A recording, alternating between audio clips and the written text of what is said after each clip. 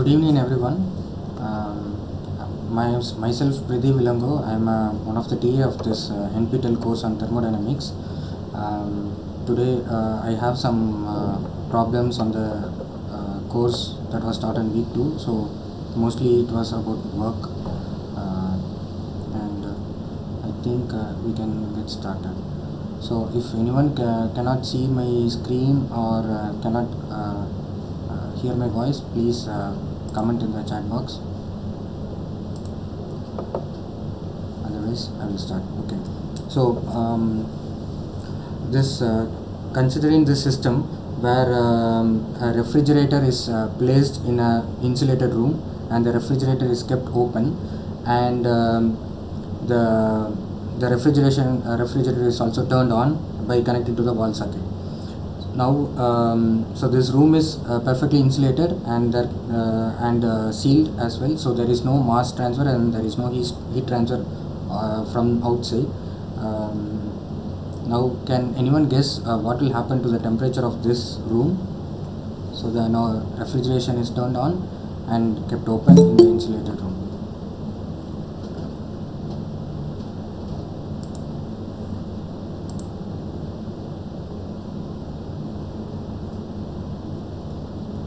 So similarly, there is another case where a fan is kept in an insulated sealed room and the fan is turned on for quite some time, and this the blades are spinning and it is blowing out air. So if someone can tell in the chat box, or you can unmute yourself and tell what will happen to these two cases. What will happen to the temperature of the room in these cases.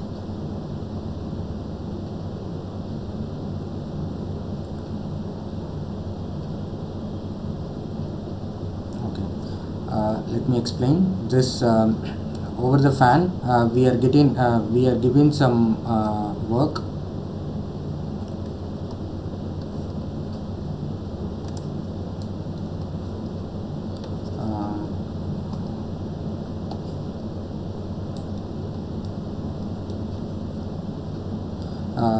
In case of the fan, there is some work done through the blades, and this energy from the electrical energy goes to the electric motor. Some parts of the electric motor, from some parts of the energy in the motor is converted to heat, and remaining is converted to mechanical work.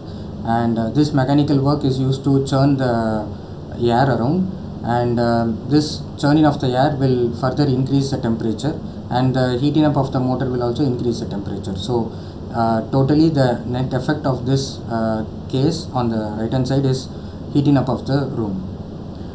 Whereas in case of the refrigerator, there is some problem.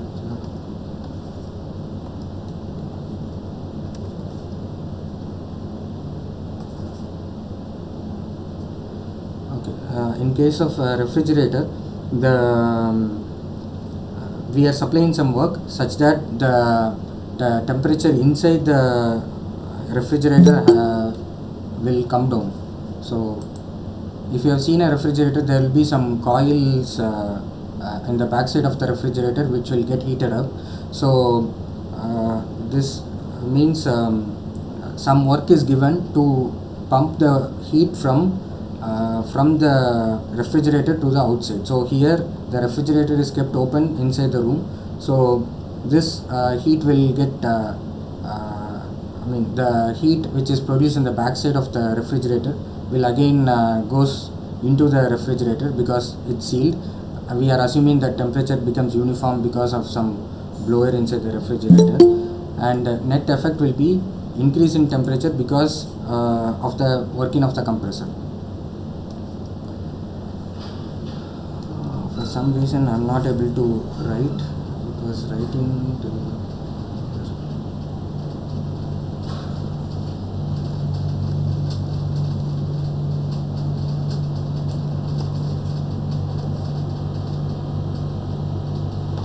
let me close the application and start again.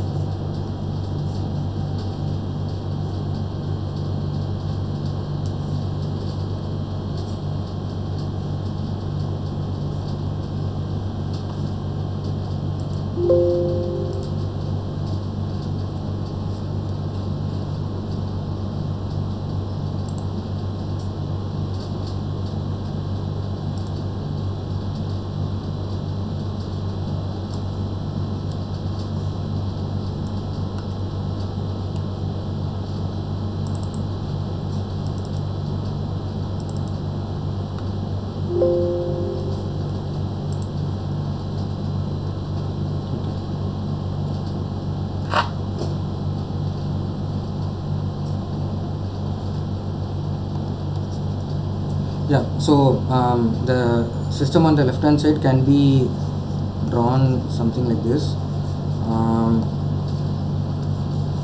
Generally, a refrigerator will pump heat from a cold reservoir to a hot reservoir like this, and a work is given to the compressor. So this we can assume at QC, and this is can be assumed as QH.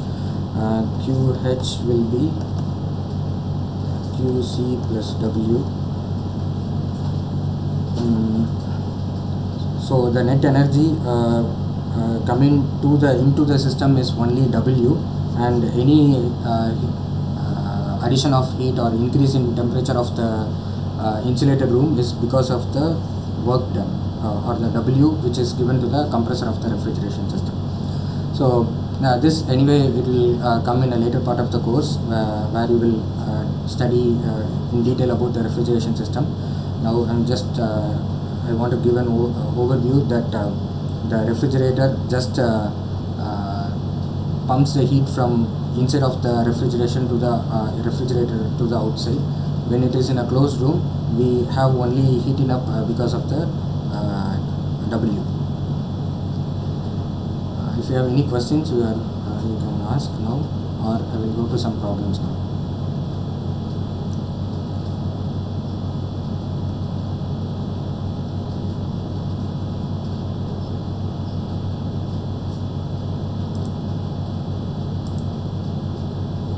Okay, so this is the first problem we will see for the day. The piston, there is a piston and cylinder machine containing a fluid system, has a stirrer device in the cylinder as shown in the figure. So this piston can be assumed to be frictionless, and it is held against the fluid due to the atmospheric pressure of 101 kilopascal. The stirring device is turned 10,000 times with an average torque of 1.275 millinewtons. Meanwhile, the piston diameter is 0.6 meters, and it moves out by 0.8 meters. So the piston moves out in this direction by 0.8 meters. So essentially the the cylinder is getting expanded. So now we need to calculate the work transfer happening in this system, which is shown in the figure. Now there can be two work transfers. One is because of the stirrer, and another work transfer is because of the movement of the piston. So considering the stirrer work, I will write work stirring. So this can be given by 2 pi nt by 60. So we have the torque as 1.275 millinewtons, and the revolutions is given by is given as 10,000. So yeah, so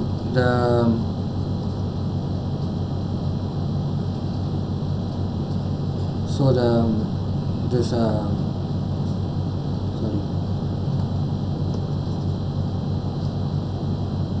work done is T theta. So here theta is given as revolution, so we need to convert the revolutions to radians. Torque is 1.275 into 10 power minus 3 newtons. So I have converted the millinewtons to newtons into theta. Theta is 10,000 into pi by 180. Sorry, 10,000 into pi. Pi by 180, if we have this value in degrees, currently it is in revolution, so each revolution is 2 pi, so this should be 2 pi. So one revolution is 2 pi radians, so 10,000 revolutions is 10,000 into 2 pi radians. So this we can calculate as 1.275 e minus 3 into 10,000 into 2 pi, which is 80.1 joules. We have given all the units in SI units. This is in radians, and torque is given as Newton meter. Okay, I think this millinewton is just a it's not millinewton, it should be newtons. So we don't have 10 power minus 3 here, then it will become 80.1 kilojoules. Similarly, we can calculate the work done because of the piston. So piston work WP can be given as P into delta V. Here P is 101.32 kilopascals, so converting to pascals I have 10 power 3 into delta volume. So volume, we have the diameter given as 0.6 meter diameter, and it is moving by a length of 0.8 meter. So volume can be calculated by pi by 4 d square, which is 0.6 square into 0.8. So calculating this, we will get 22.92 into 10 power 3 joules, or 22.92 kilojoules. So the total work, so this piston work, since the cylinder is expanding, the system is doing work on the environment, and in case of the stirrer, the work is done by the stirrer to the system. So we assume positive work when the system is doing work on the external body. So this piston work is positive, whereas the stirrer work is negative, because that is done on the system. So the total work can be written as minus Ws plus Wp, which is equal to minus 80.1 plus 22.92. So we will have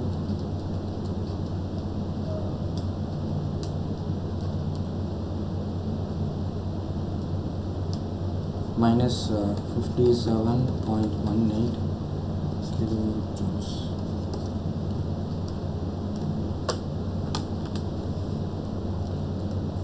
Are there any questions in the, or any clarifications you need?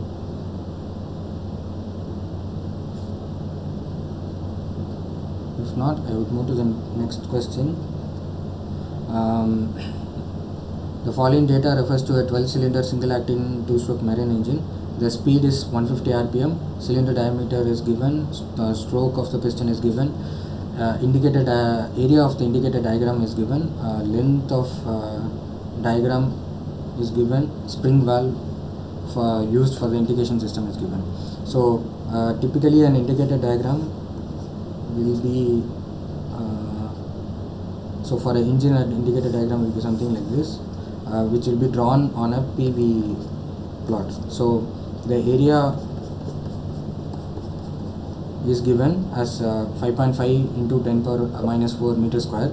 So this pressure and volume will be represented on a paper such that this will represent some meters, and this will be in some meters. So that is given by the area of the diagram. Now we need to calculate the net rate of work transfer from the gas to the piston. So first we can calculate the mean effective pressure. So that means mean effective pressure is some pressure which will do the same work as of the original indicated diagram, but with a constant mean effective pressure. So mean effective pressure can be given by area of the diagram by length of the diagram into spring constant.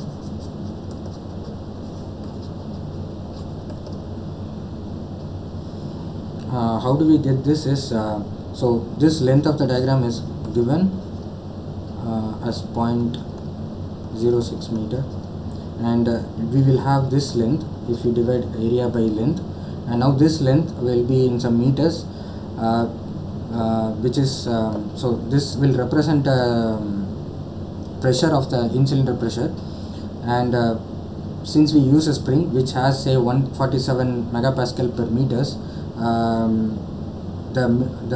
this length multiplied by the spring constant will give the mean effective pressure.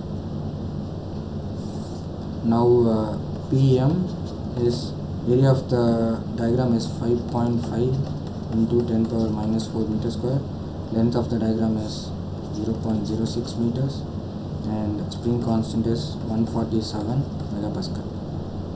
Right, into 10 power 6. So we would get this as 1.35 pascals. Sorry, megapascal.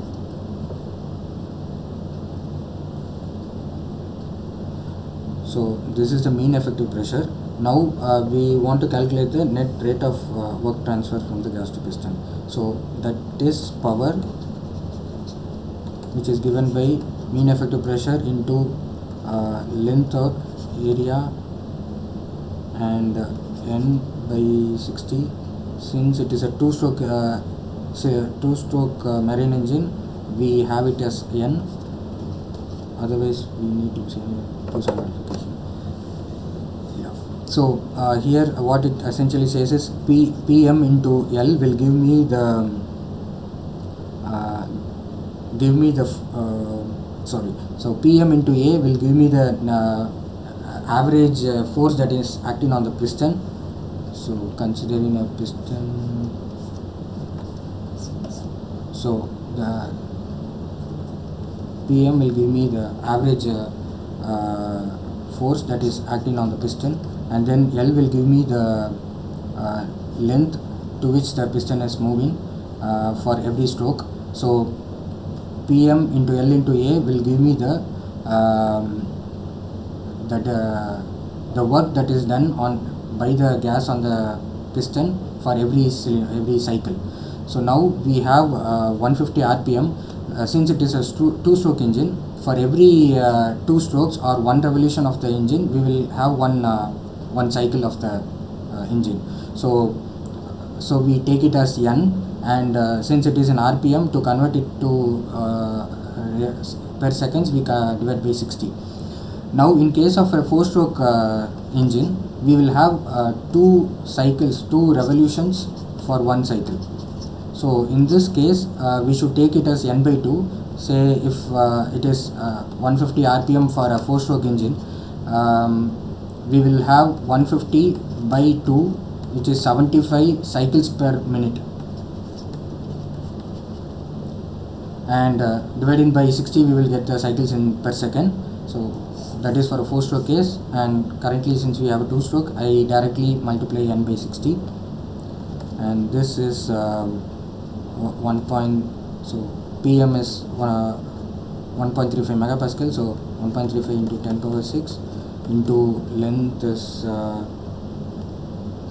stroke, which is 1.2 meter, and area of the diagram, area of the piston can be given by pi by 4 into 0.8 square into N is 150 RPM by 60. So solving this, I would get 2.036 into 10 power 6 joules per second, which is 2.036 megawatt. So this is power per cylinder. The engine has 12 cylinders, so total power would be 12 into 2.036 megawatt, which is 24.4 megawatt.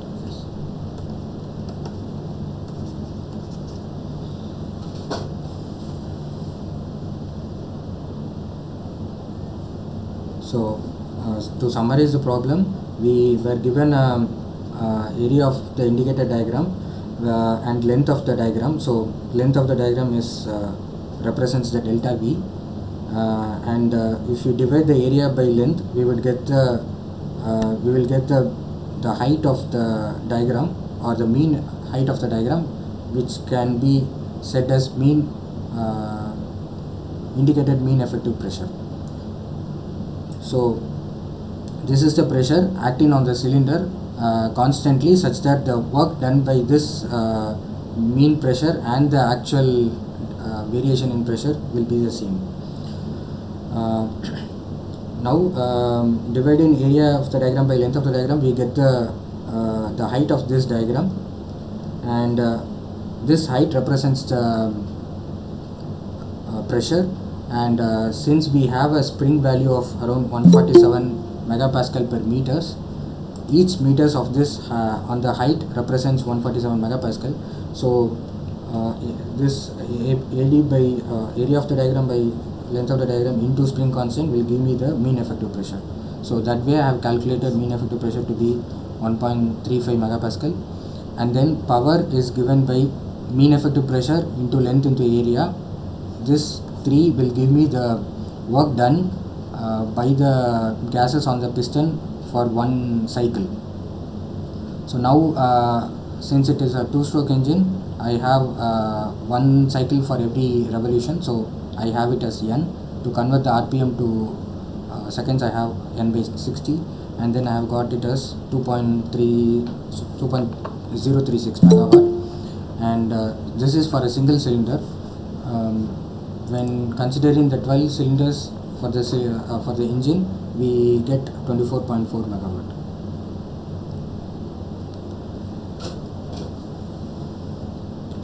If you have any questions, you can comment or you can unmute yourself and ask me.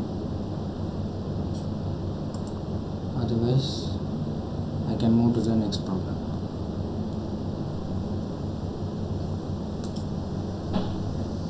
Okay.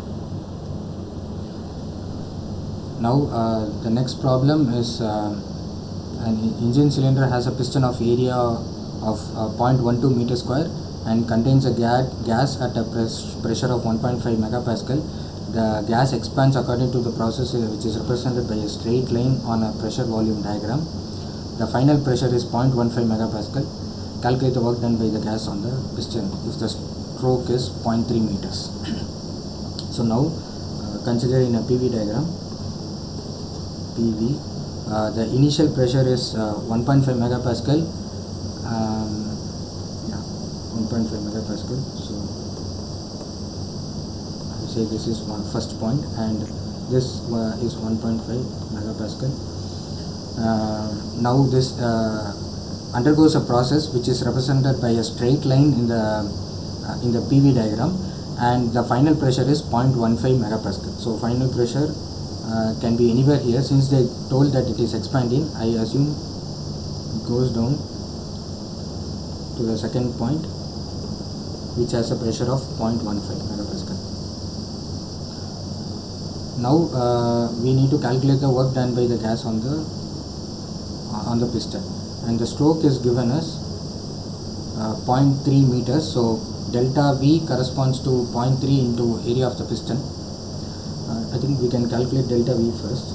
Delta V is area of the piston into delta X, or the movement of the piston. Now area of the piston is given by pi by 4 into 0.1 d square, which is 0.12 meter, and delta X is 0.3. Delta V can be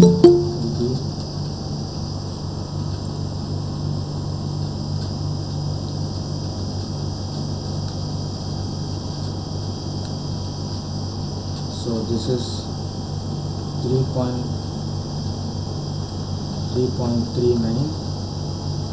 into 10 power minus 3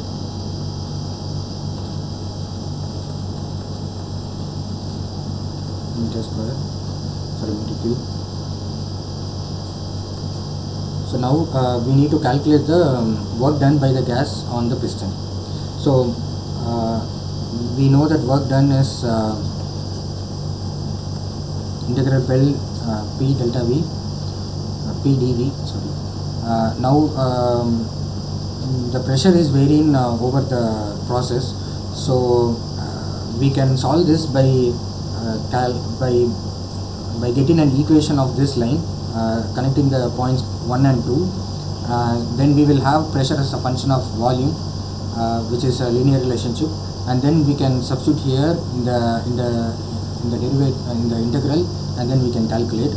Or we can do a simplification where we take the average of these two pressures and then say the my the work done or the area under this line will be same as area under the mean pressure line.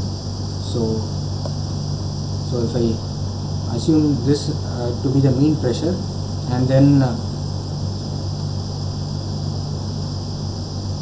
I calculate this area, it is going to be same as this area. So I would say P average is equal to 1.5 plus 0.15 by 2 is megapascal,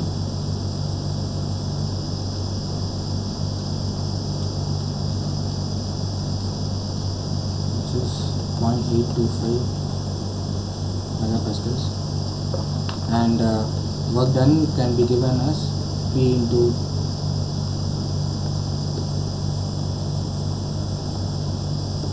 delta V,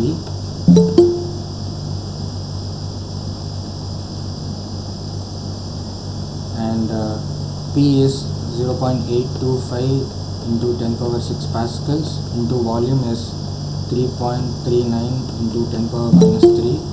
So we have work done as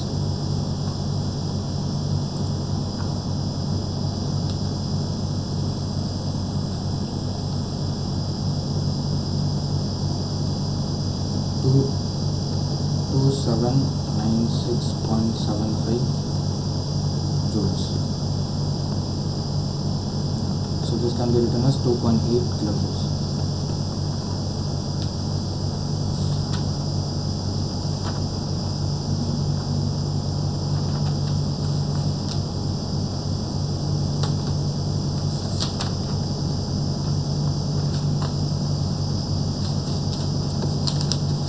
Any doubt in this problem?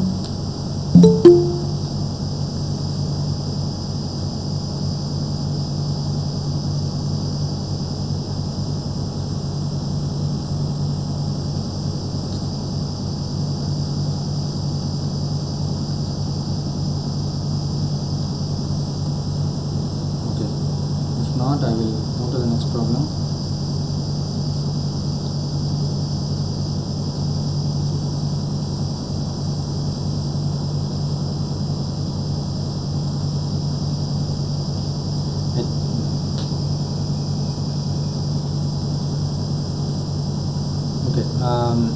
Mass of 1.5 kg of air is compressed in a quasi-static process from 0.1 megapascal to 0.7 megapascal, for which PV is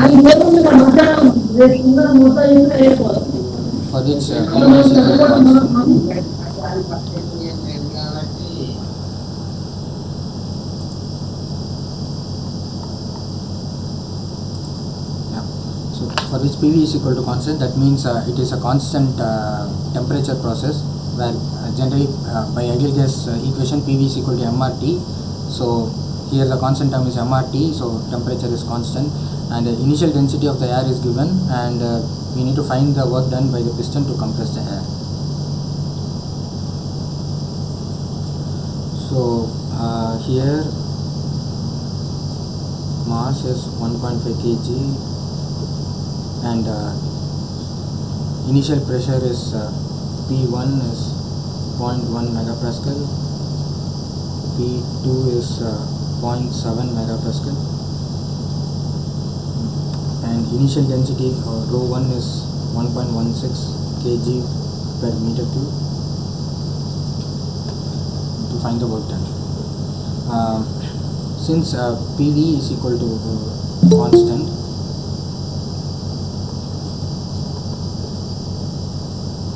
I can express pressure as a function of volume. Pressure can be written as this some constant by volume. Now calculating the work done is integral P dV. Here the pressure keeps on varying, so if we want to draw this process in a PV diagram, from first point it expands something like this to second point. So we want to calculate the area under this curve. So in this curve PV is equal to constant. So now we need to express pressure in terms of volume, then we can solve the integral. So we will have constant, we can take the constant outside, and we will have dV by V.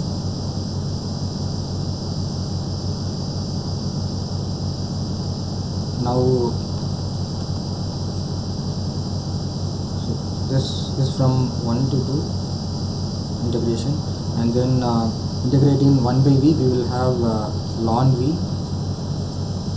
between V1 to V2, and this constant, I have constant, and ln V2 minus ln V1. This constant can be P1 V1, and this can be expressed as ln V2 by V1.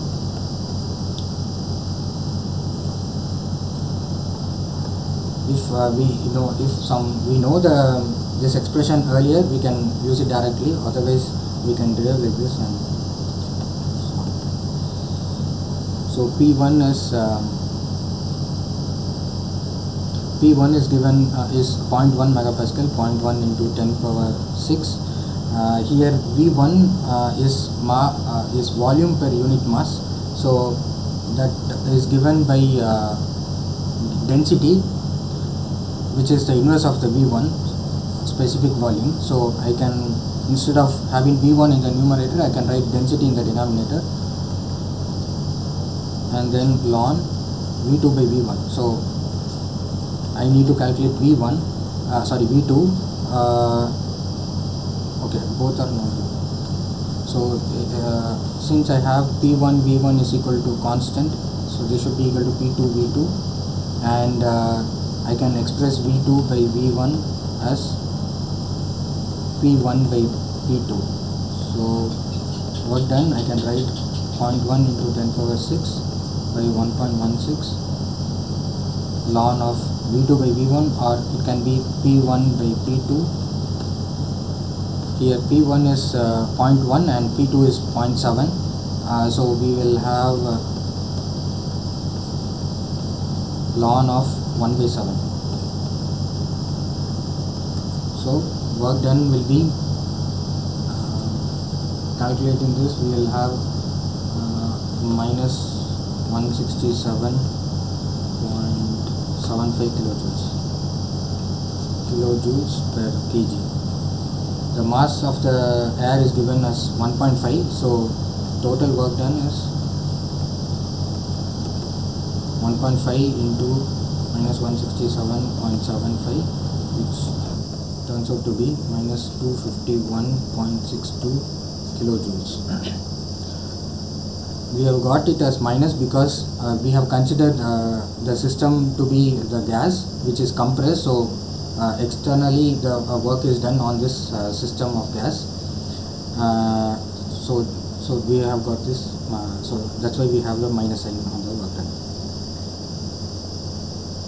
So when we want to have the work done by the piston to compress the air, then it will become possible.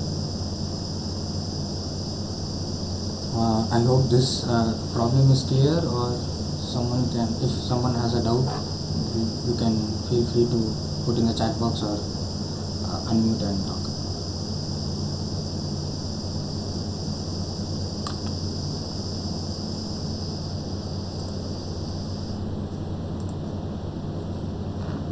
Okay, moving to the next problem.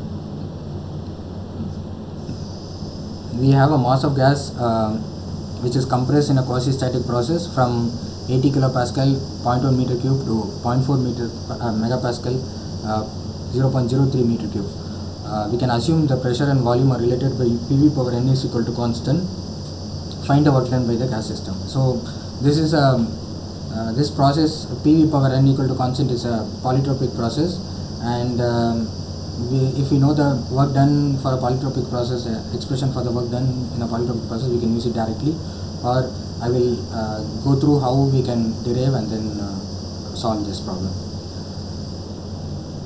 So work done is integral P dV from state 1 to 2. Here we need to express P as a function of volume. So since we have PV power n is equal to constant, I can say pressure is constant by V power n. So my work done will become constant dV by V power n, which can be written as constant into volume power 1 minus n by 1 minus n from the point 1 to 2.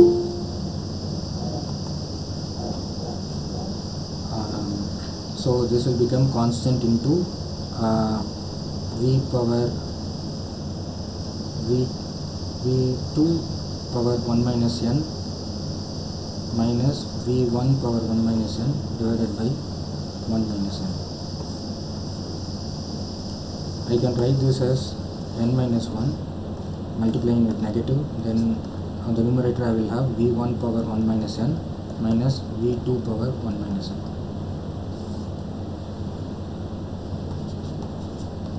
So this constant can be P1 V1 power n or P2 V2 power n. So for the first expression I will have P1 V1 power n into V1 power 1 minus n minus P2 V2 power n into V2 power 1 minus n whole by 1 n minus 1.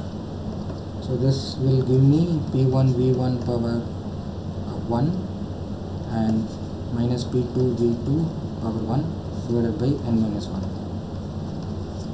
Now we have P1 V1 and P2 V2, but we don't have n. So for calculating this, we say we have P1 V1 power n equal to P2 V2 power n, and taking log on both sides, we will have ln P1 V1 power n is equal to ln P2 V2 power n. Using the log laws, I can write ln of P1 plus n into ln of V1 is equal to ln of P2 plus n into ln of V2. Now rearranging, I will have n is equal to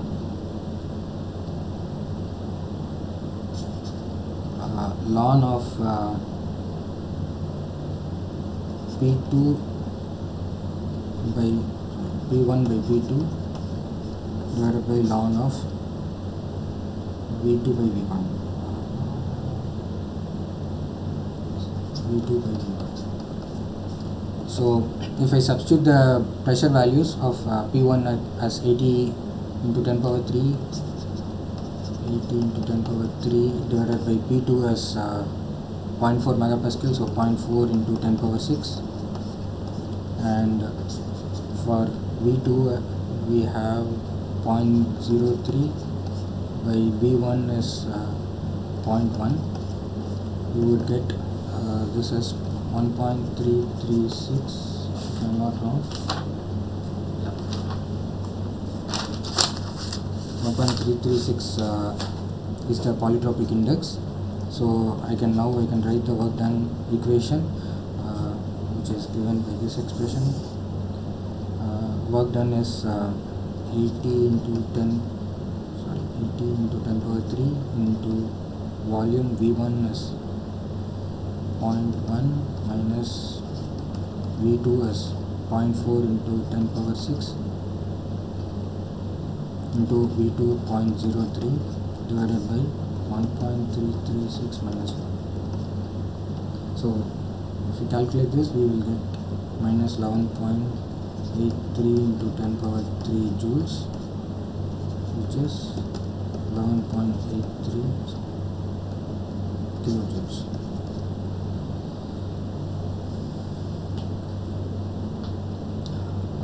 I hope this problem is also clear, or if you have questions, you can put in the chat box.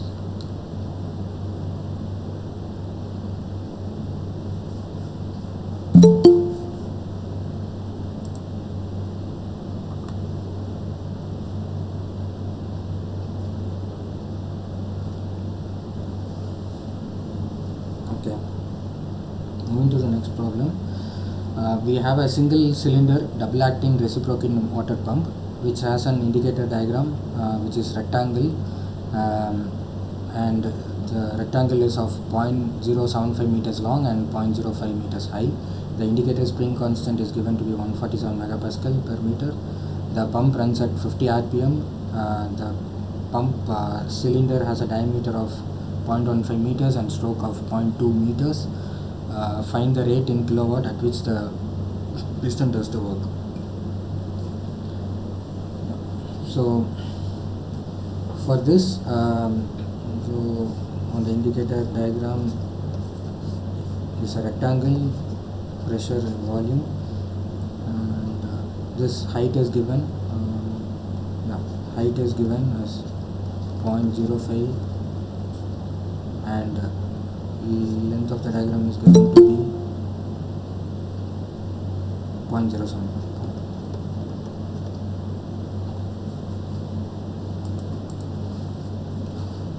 So now to calculate this pressure, mean effective pressure, we have this height 0.05 into 147 megapascals. Because the spring constant is 147 and the height is 0.05, we get pressure to be 147 into 0.05, which is 7.35 megapascal. Now work done can be written as this pressure into stroke length into area of the piston into N. So since this is a double acting cylinder, for every revolutions we will have 2 pumping event. So we will have 2N by 60 because N is given in RPM. So here we have 7.35 into 10 power 6 into L is stroke is 0.2, and area can be calculated by pi by 4 d square. D is 0.15 meters whole square into 2 into 50 by 60. So we will get work done as 43.29 kilowatt.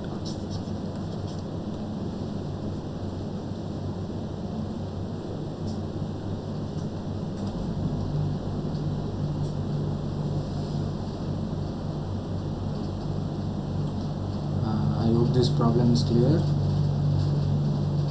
Then I move on to the next problem. We have a single cylinder, single acting 4-stroke engine of 0.15 meter bore, and this develops an indicated power of 4 kilowatt where running at 216 rpm. Calculate the area of the indicator diagram that would be obtained with an indicator having a spring constant of something, and the length of the indicator diagram is 0.1 times the length of the stroke of the engine. So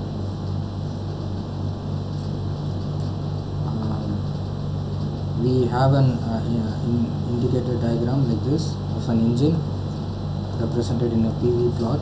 So this, for a mean effective pressure, we have a rectangular diagram. Both will have same length. I call this length as L and this height as H. Now the power is given and RPM is given. So with power and RPM we can calculate the torque, or we can calculate the work done per cylinder, or we can directly write this equation P mean into L A N by 60. So now since it is a 4-stroke engine, I would write N by 2 because for every 2 revolutions we have 1 power stroke, or every 2 revolutions constitutes 1 cylinder engine, 1 cycle of the cylinder. Then I have 1 by 60 to convert the RPM to RPM to RPS, revolutions per second. So now calculating this, we will have power is 4 kilowatt. PM and L is not known. We need to we need to calculate them, and area is given by pi by 4 d square. Pi by 4 into d is 0.15 meters.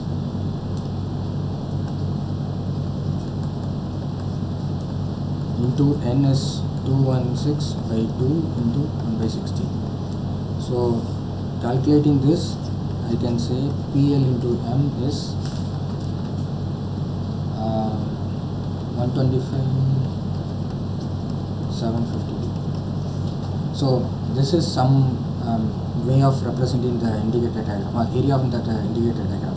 So this for the area L is, this area L is said to be 0.1 times the length of the stroke, that is 0.1 into capital L, which is the stroke length of the engine. And for H is given as, we can express this height H using the spring constant and the PM, or the mean effective pressure. So H will be PM divided by the spring constant,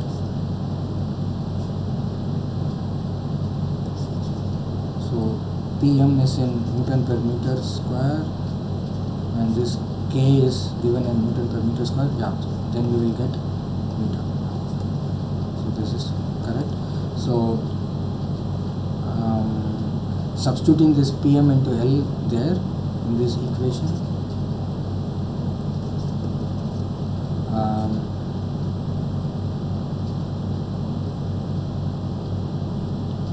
I think we need to go with the area of the diagram.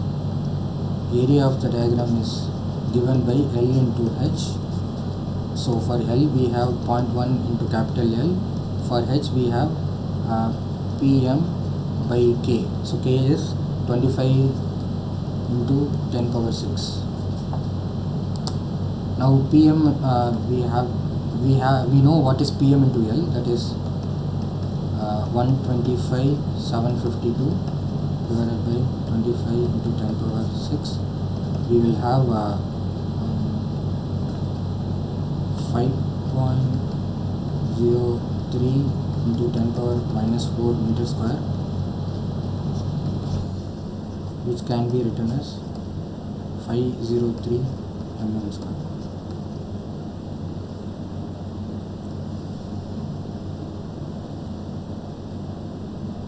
So in this problem, the power of the engine is given, and we need to calculate the area under the curve, area under the indicator diagram. So power is written as mean effective pressure into L into A into N by 2, because this is a 4-stroke engine, and we have 1 by 60 to convert RPM to RPS. We know, except for PM into L, we know all other parameters, so we calculate what is PM into L.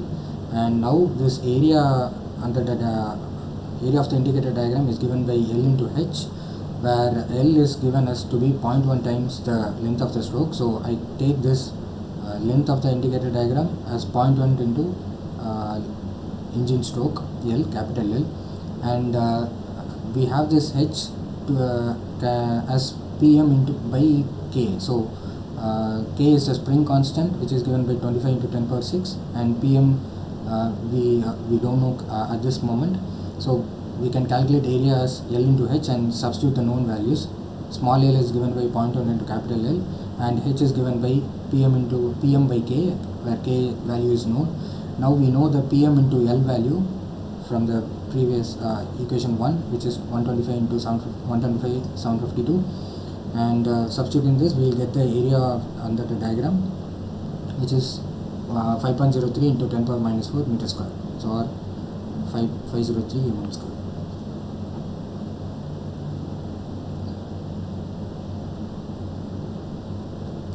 If you have any questions, we can take up now, or we can go to the next problem.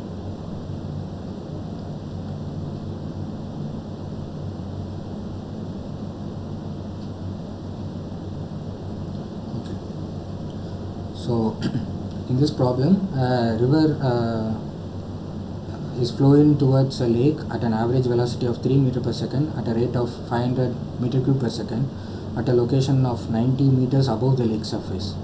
Now we need to calculate the energy of the river water per unit mass and the power generation potential of the entire river at that location. So water is flowing from a river to a lake. The elevation is 90 meters for the river, and the water velocity is 3 meter per second. Now to calculate the energy possessed by the river water, we have both kinetic energy and potential energy. So kinetic energy is given by half mv square and potential energy is given by mgh. Now to calculate the energy per unit mass, we have half into v square plus gh, so which is half into v square is 3 square plus gh is 9.81 into 90, so this will be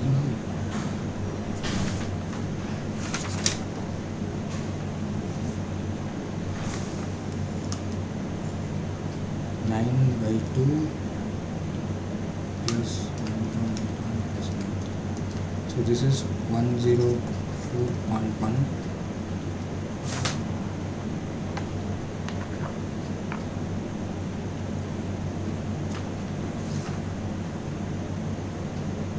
Sorry, this is 887.4 joules per kg of water. So every kg of water in the river has 887.4 joules. Now we can calculate the total. We have the flow rate, mass flow rate, and so we can calculate the power that can be generated at the location of the river, of the lake. So power can be written as mass flow rate into energy per mass per unit mass. So we have m dot, we have to calculate m dot can be density into volumetric flow rate. So density of water is 1000 into volumetric flow rate is 500. So this will be kg per meter cube and this will be 500 meter cube per second. So in total we will have kg per second into energy is 887.4 joule per kg. So in total we will have joule per seconds, which is 443.7 into 10 power 6 joules per second, or this is 444 megawatt.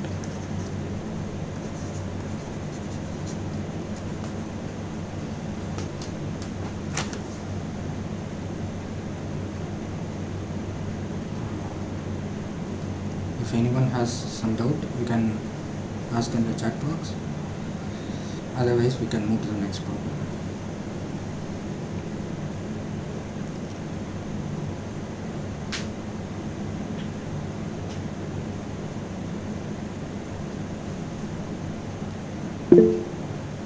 Okay, so now the next problem is electric power has to be generated by installing a hydraulic turbine generator at a site 120 meters above the free surface of below the free surface of the large water reservoir, and that can supply water at a rate of 1500 kg per second steadily. So in this case we don't have a velocity or a kinetic energy, but we have only the potential energy which can be obtained from a reservoir. So power is m dot mass flow rate into energy possessed by unit mass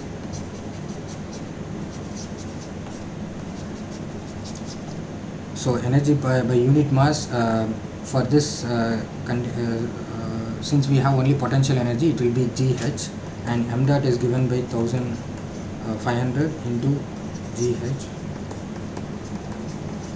G is 9.81 and H is 120. So we will have 1.766 into 10 power 6 watt or 1.77 megawatt.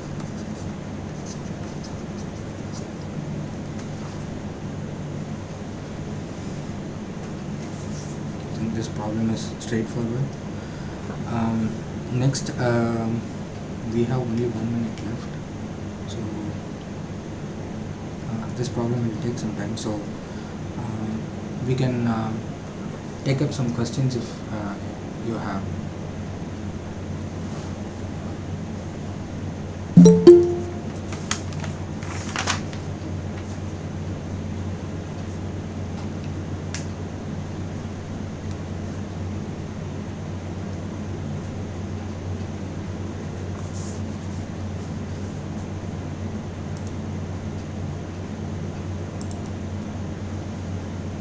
Do you have any questions in any of the problems I solved today? The recording will be uploaded in YouTube, and you will get a link. I think for the last week you already got the link, and this PDF will also be shared to you, PDF of these notes. And if you have any questions, you can either ask now or you can also ask in the discussion forum in the NPTEL portal.